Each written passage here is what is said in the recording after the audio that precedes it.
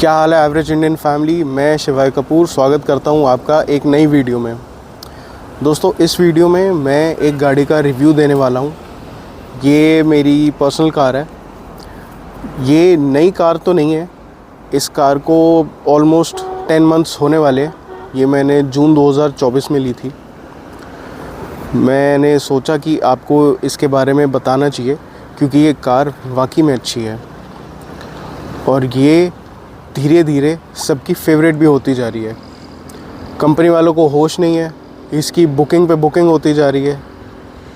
अब आपको ज़्यादा डिले नहीं कराता हूँ, दिखाता हूँ कि कार है कौन सी। सो गाइस, मैं बात कर रहा हूँ इस गाड़ी के बारे में, इनोवा हाई क्रॉस। इसकी डिमांड इतनी आ रही है कि कंपनी वाले पूरा कर नहीं पा रहे। इसे लॉन्च हुए तकरीबन 2 साल हो गए हैं, लेकिन आज भी इसकी वेटिंग 1 साल से ऊपर है। अनटिल अनलेस आपका कोई जुगाड़ हो और आप जल्दी कार निकलवा सकते हो तो एक अलग बात है, नहीं तो हमारे जैसे नॉर्मल लोगों के लिए कम से कम 1 साल 1.5 साल रुकना पड़ेगा। मुझे भी मिनिमम 1 साल रुकना पड़ा। अब मैं आपको इस कार के फीचर्स, ओवरव्यू सब कुछ बताऊंगा। तो हम शुरू करते हैं सबसे पहले फ्रंट से। हम पहले फ्रंट से शुरुआत करते हैं। बहुत ही अच्छा डिज़ाइन का ग्रिल दिया हुआ है, एलईडी हेडलैम्प्स हैं। ये एलईडी हेडलैम्प्स हैं, डीआरएल भी है, सेंसर्स हैं, 4 सेंसर्स हैं आप देख सकते हैं, 2 राइट साइड पे, 2 लेफ़्ट साइड पे। जैसा कि हम सामने देख सकते हैं, एडास का कैमरा ऊपर है और इसका रेडार कहीं पीछे है, मोस्ट प्रोबेबली इस पार्ट के पीछे होगा। अब मैं आपको इसका बोनट दिखाता हूँ।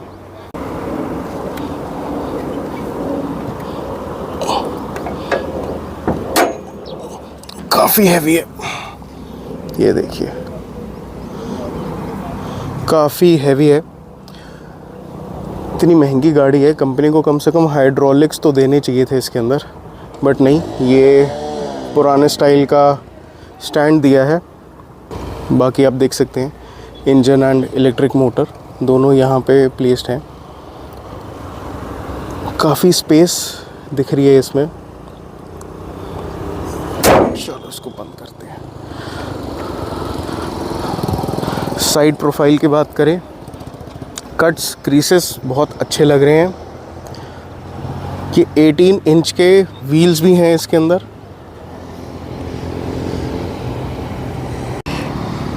.225 R18 टायर्स हैं इसमें। इनफ है, ज़्यादा बम्प्स वगैरह पता नहीं चलते इसमें। साइड से थोड़ी ऐसी लगती है। ऑल 4 डिस्क ब्रेक हैं, नहीं तो कुछ गाड़ियों में 2 में ड्रम डाल देते हैं और 2 ब्रेक्स वो डिस्क वाली दे देते हैं, तो वो इतना अच्छा बैठता नहीं है ट्यूनिंग। रेयर लुक ये है, आप देख सकते हैं। स्पेयर व्हील नीचे होता है, सेम साइज़ का है, स्पेस सेवर नहीं है। इलेक्ट्रिकल ओपन है। बूट साइज़ भी डिसेंट है, अराउंड 190 लीटर्स का होगा, 200 लीटर्स के आसपास होगा डेफिनेटली। अच्छा खासा स्पेस है, सामान आ जाता है आराम से। यहाँ पे टूल किट वगैरह दिया होता है, जैक है इसके अंदर, बाकी टूल किट का सामान है। यहाँ पे थोड़ी सी और आपको स्टोरेज मिल जाती है, आप जो रखना चाहें रख सकते हैं। जैसे मैंने अम्ब्रेला रखी है, टायर इन्फ्लेटर रखा है, टिश्यू बॉक्स रखा है, आप भी रख सकते हैं। पीछे से कार के अंदर ऐसी लुक आती है, बहुत ही अच्छी लगती है। यहाँ इसका बटन दिया हुआ है, 1 टच करेंगे तो आ जाएगी नीचे। स्पीड थोड़ी स्लो है, महिंद्रा के कार्स में आई बिलीव स्पीड थोड़ी फास्ट है, बट ठीक है, काम चल जाता है। और आप देखिए साइड से कितनी बेहतरीन लग रही है। शार्क फिन एंटीना आजकल हर गाड़ी में आता है। मिरर्स का साइज़ भी अच्छा है, डिसेंट है, ना ज़्यादा छोटा ना ज़्यादा बड़ा, ऑब्स्ट्रक्शन भी नहीं होती और विजिबिलिटी भी पूरी है। अब हम चलते हैं अंदर की तरफ। ओके, अंदर जाने से पहले मैं आपको डोर ओपनिंग्स दिखा देता हूँ। देखिए 90 डिग्री तो नहीं है लेकिन काफ़ी वाइड है। सेकेंड डोर भी 90 डिग्रीज नहीं है लेकिन फिर भी काफ़ी वाइड है। चढ़ने उतरने में ज़्यादा दिक्कत नहीं होती। थोड़ी ऊंची गाड़ी है, अराउंड 200 mm का ग्राउंड क्लियरेंस है, तो बच्चों को और बुज़ुर्गों को थोड़ी दिक्कत हो सकती है, अदरवाइज़ ज़्यादा कुछ इशू इसमें है नहीं। अब हम अंदर चलते हैं।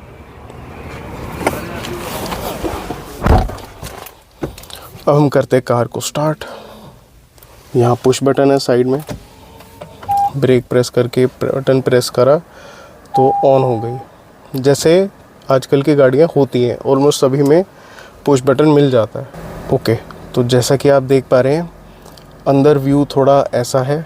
ये इंस्ट्रूमेंट क्लस्टर है, यहाँ पे बैक का बटन है, कॉल उठाने का, मेन्यू को टॉगल करने का, ऊपर नीचे भी वॉल्यूम बटन्स, वॉइस कमांड। ये यहाँ पे एडास के फीचर हैं, cruise control, this is for lane keep assist. इससे हम मोड चेंज कर सकते हैं ऊपर प्रेस करके।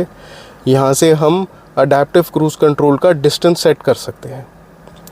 ये मोड चेंज हो जाता है, Bluetooth, Android auto, FM etcetera.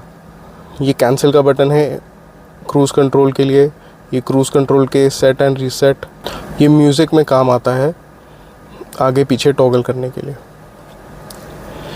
यहाँ पे वाइपर्स, राइट साइड पे indicators and light functions. Mainly आप ऑटोमेटिक पे रखेंगे तो ये बढ़िया चलता रहेगा। डिजिटल इंस्ट्रूमेंट क्लस्टर है, part analogue part digital. Approximately 7 inch का इसका स्क्रीन है, 7 इंच का। हाँ, ये एक तरीका है इंस्ट्रूमेंट क्लस्टर को सेट करने का। ये डिजिटल वे है जहाँ पे ऊपर की तरफ आपको दिखेगा आपकी स्पीड। लेकिन एक बेसिक टोयोटा स्टाइल भी है जो कि एनालॉग स्टाइल होता है, वो आपको टोयोटा की ऑलमोस्ट हर गाड़ी में मिल जाएगा। ये इंफोटेनमेंट है, स्मूथ है, इसमें कोई लैग वगैरह नहीं है, थोड़ी बेसिक है बाकी कार्स के मुकाबले। बाकी कार्स में थोड़ा और अच्छे से इसके डिस्प्ले पे काम किया हुआ है, जैसे Hyundai है, किया है और बाकी भी कार्स है। इनफैक्ट महिंद्रा ने भी बहुत अच्छा काम करा है, टाटा ने भी बड़ा अच्छा काम करा है। लेकिन टोयोटा इन चीज़ों में कहीं ना कहीं थोड़ा पीछे है, लेकिन बेसिक चीज़ें आपको दे देता है। ये AC vents, dual zone automatic climate इसमें मिलता है आपको। डुअल जोन को ड्राइवर और ड्राइवर का नहीं है, आगे का और पीछे का, ये 2 डुअल जोन है। देखिए अभी जैसे हमने यहाँ के हिसाब से आगे के हिसाब से हमने रखा हुआ है, अब रेयर का दबा के मैं टेम्परेचर चेंज कर सकता हूँ और आगे के लिए टेम्परेचर यहाँ आ रहा है। डुअल जोन है इसमें eCVT गियर बॉक्स मिल जाता है, 360 view, electronic parking brake, auto hold, 3 drive modes, eco, normal, city और पावर।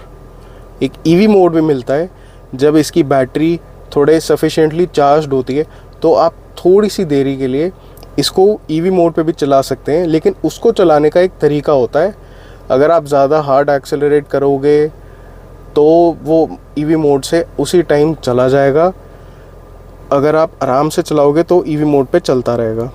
और ये है ट्रैक्शन कंट्रोल का बटन। ये एक छोटा सा पिन होता है, इसको अगर हम निकालें तो इसके अंदर एक बटन सा होता है छोटा सा, उसको प्रेस करना पड़ता है। ये होता है शिफ्ट लॉक रिलीज़। जब आपकी कार जैसे ऑटोमेटिक है लेकिन स्टार्ट नहीं हो रही फॉर सम रीज़न, अब पार्किंग ब्रेक में है, ये आगे हिल तो सकती नहीं, तो इसे टो वगैरह कराने के लिए या कोई हेल्प लेने के लिए यहाँ से ओपन करके आपको शिफ्ट लॉक रिलीज़ बटन यहाँ से दबाना पड़ता है, तो आप इसको न्यूट्रल पे कर सकते हो एंड तब ये टो हो सकती है, कुछ भी हो सकता है। ये auto dimming IRVM, panoramic sunroof के कंट्रोल्स, लाइट के भी कंट्रोल्स,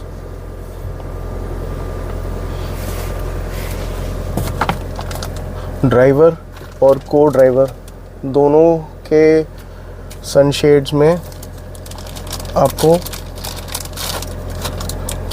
मिरर और लैंप दोनों मिल जाएगा।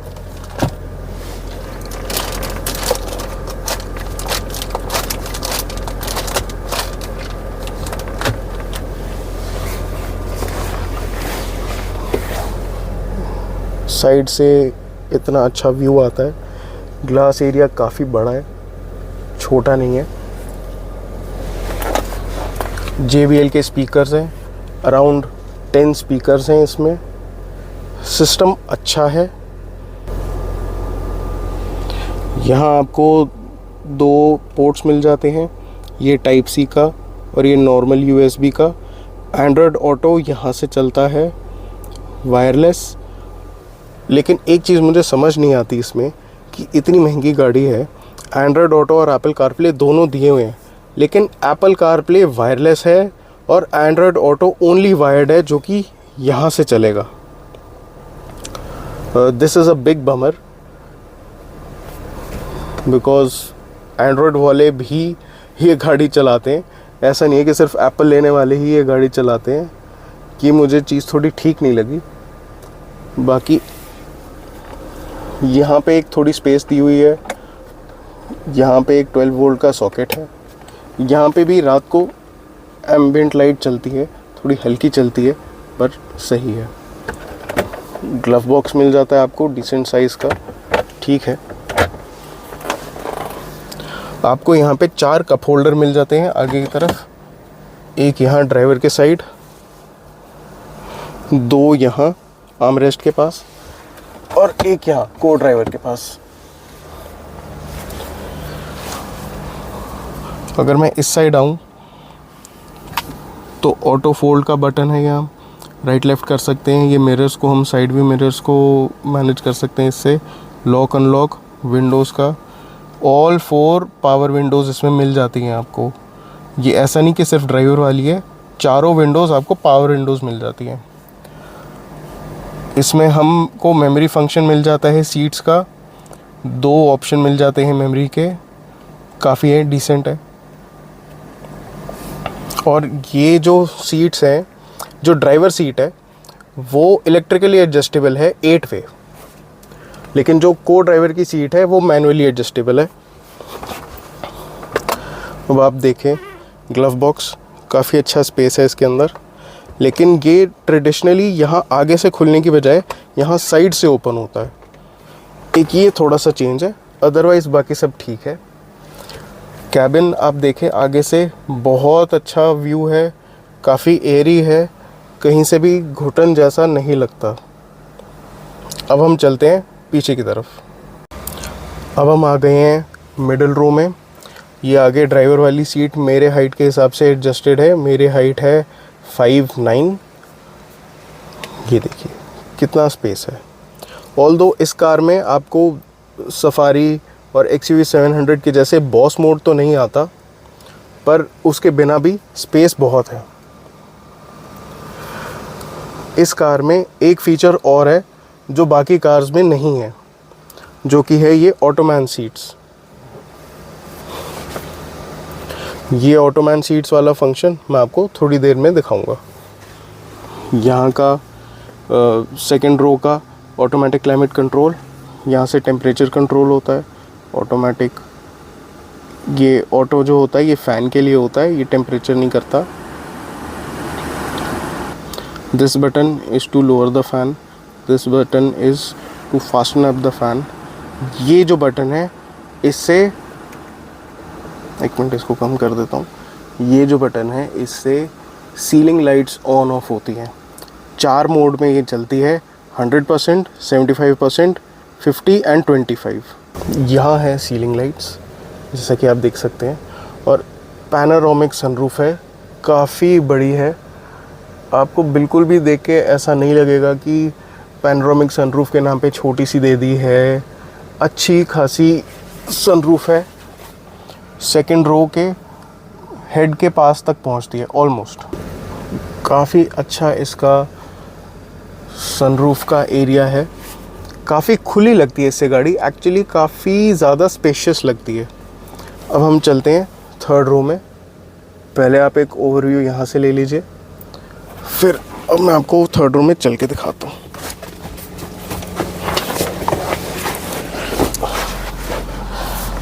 देखिए, it was easy to get in, ऐसे कोई डिफ़िकल्टी वाली बात नहीं है। बॉस मोड आगे वाली चेयर में तो नहीं है, लेकिन यहाँ ज़रूर आपको दिया गया है, यहाँ के लिए भी और साथ वाली चेयर के लिए भी।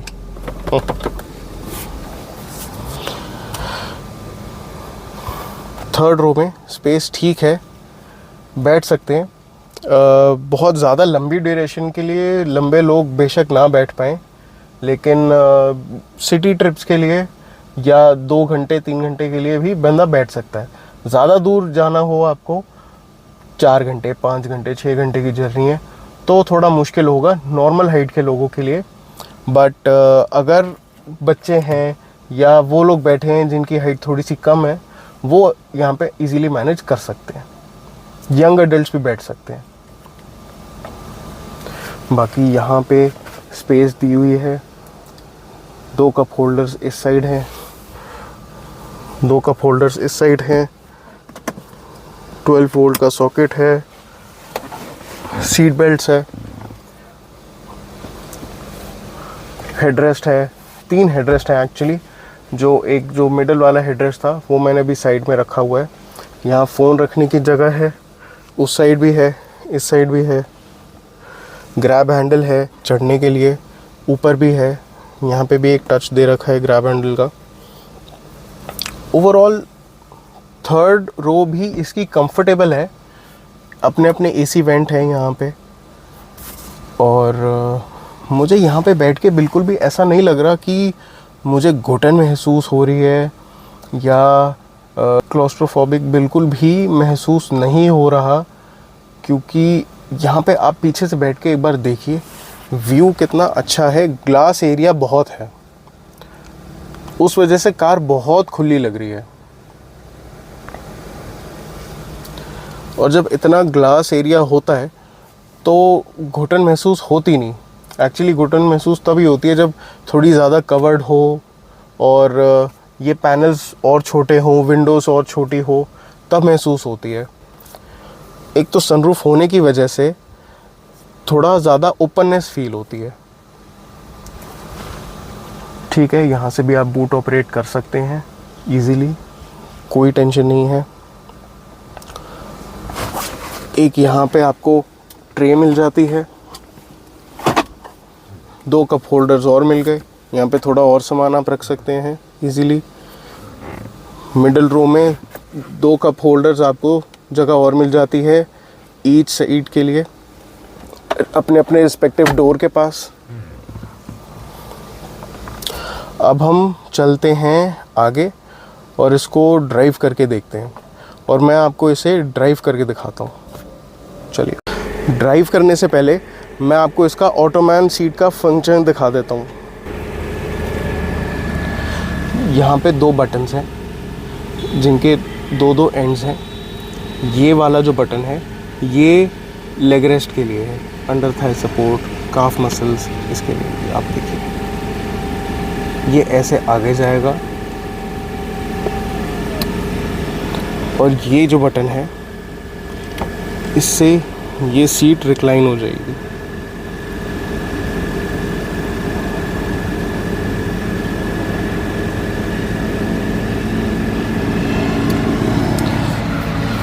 अगर आप दूर से देखें तो ये ऑलमोस्ट लेटी हुई है, ये थोड़ा सा और जा सकती है। मैं इसे थोड़ा सा और पीछे कर देता हूँ। अब इसे थोड़ा और हम रिक्लाइन करके देखते हैं। ठीक है, ये मैक्सिमम पे पहुंच गया। अब ये भी मैक्सिमम पे पहुंच गया। आप लिटरली यहाँ पे आराम से लेट के जा सकते हैं।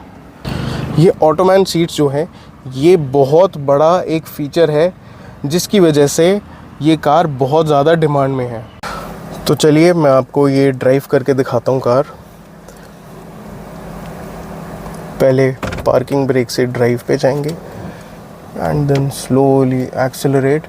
आगे बहुत बड़े बड़े पत्थर हैं तो थोड़ा बचा बचा के जाऊँगा। और एक फ़ीचर के बारे में मैं आपको बताना ही भूल गया, ये दोनों आगे की जो सीट्स हैं, ड्राइवर एंड को ड्राइवर, ये दोनों सीट्स वेंटिलेटेड हैं। इसका मतलब कि इसमें फ़ैन है, लेकिन ये हीट वाली नहीं है, तो सर्दी के टाइम पे तो नहीं चल पाएगी, लेकिन गर्मी के टाइम के लिए बहुत बढ़िया है। मैं थोड़ा बहुत इसे ऑफ रोडिंग पे भी लेके गया हूँ और इस गाड़ी ने बिल्कुल ऐसा नहीं है कि मुझे धोखा दिया है या आगे चल नहीं पा रही या कुछ भी, ऐसा नहीं है। ग्राउंड क्लियरेंस है गाड़ी का, ये निकाल लेती है। माना कि ये एक मोनोकॉक जैसी है, रेयर व्हील ड्राइव नहीं है, ना ही ये 4 व्हील ड्राइव है, पर ये थोड़ा बहुत काम कर जाएगी। जैसे कि आप थोड़े कच्चे रास्ते पे जा रहे हो या कुछ है तो ये चल जाएगी। लेकिन अगर आप इसको बिल्कुल ही किसी ऐसी लोकेशन पे ले जाओ जहाँ 4x4 ही यूज़ होती है, तो वहाँ तो ये काम नहीं कर पाएगी। इस कार का ड्राइव इतना अच्छा है, ये गाड़ी इतनी अच्छे से चलती है, इतनी स्मूथ है। एक तो ये पेट्रोल, उसके ऊपर से जो इलेक्ट्रिक मोटर है इसकी, वो ये कॉम्बिनेशन जो है, ये जो हाइब्रिड टेक्नोलॉजी है, ये बहुत अमेजिंग है।